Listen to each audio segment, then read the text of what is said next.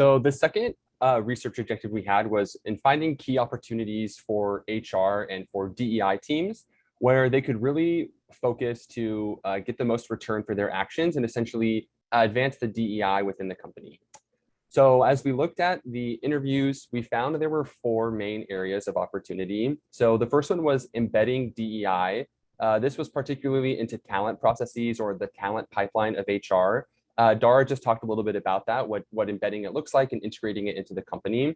And later today in this meeting, Accenture will be talking a little bit more about what they've done in regard to embedding DEI to the organization as a whole. The second key opportunity we found was about increasing accountability. So this goes for accountability, not just for the organization as a whole, but for leaders and people leaders and employees as well, really trying to find ways to make people accountable for the DEI actions. So they're not just aspirations, but that they're goals with specific people responsible for them. The third key opportunity was listening to employees. So HR, especially here, has a chance to leverage the voice of employees who are oftentimes the biggest stakeholders when it comes to DEI. And again, as part of Boeing's presentation later today, they'll also be talking about what they've done in this space of employee listening. And the fourth key opportunity for HR to focus on was about building inclusion. And the idea behind this opportunity is to find ways to bolster inclusion in your workplace rather than just focusing on diversity. And this was actually a really common topic that came up in our interviews. And many companies wanted to know how they could do a better job of building an inclusive environment at work.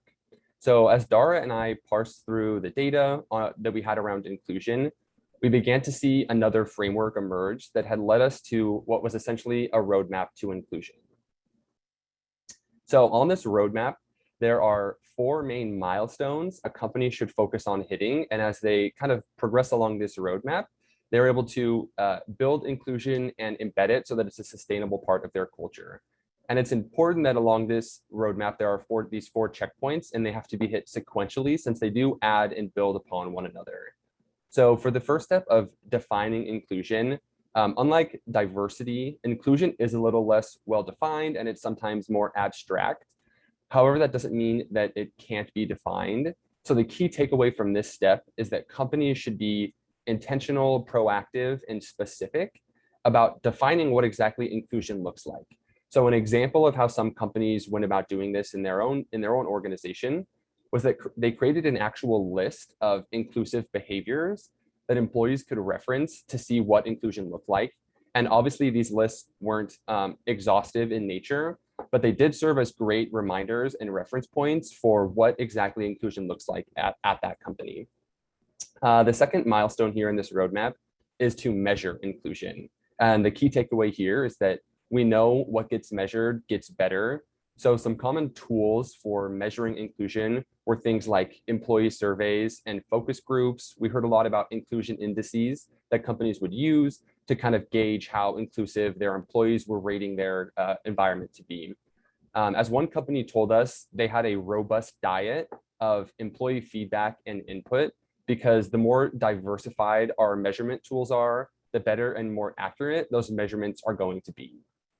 The third step here is communication. So here, the key takeaway is that once you've defined inclusion and set about measuring it, now comes the real work of continual promotion and communication, because you can't let it fall to the back burner if you want it to integrate successfully into your culture. So some real world examples of how companies communicated inclusion to their employees were by doing things like providing ongoing education and training around inclusion and inclusive behaviors, holding recurring events themed around inclusivity, creating rewards for employees who exemplified the inclusive behaviors that had been defined previously by the company. And with these rewards, kind of making a big deal about it and making it very public when someone was awarded that. And then leveraging and building internal and external partnerships. So this was like the businesses using employee resource groups or DEI task forces to make sure inclusion and inclusivity were being constantly communicated. Essentially, the important part for the communicate part of this roadmap is just to communicate, and always let it be on top of mind for the company. And then the last step is embedding inclusion. So here the goal is to build accountability into systemic processes, because accountability is going to be a catalyst that will boost inclusion efforts and make them greater than they otherwise would have been. So some examples of what embedding inclusion looked like in the companies we interviewed, things like mandating diverse slates for job interviews, like Dara had mentioned, setting inclusive goals as part of performance management, finding ways to increase the company's transparency around inclusion efforts and information. And we even saw some companies who were beginning to tie compensation to whether or not inclusion metrics were being met, and whether or not those were things that people were receiving. So this roadmap isn't a one-size-fits-all solution to building an inclusive culture.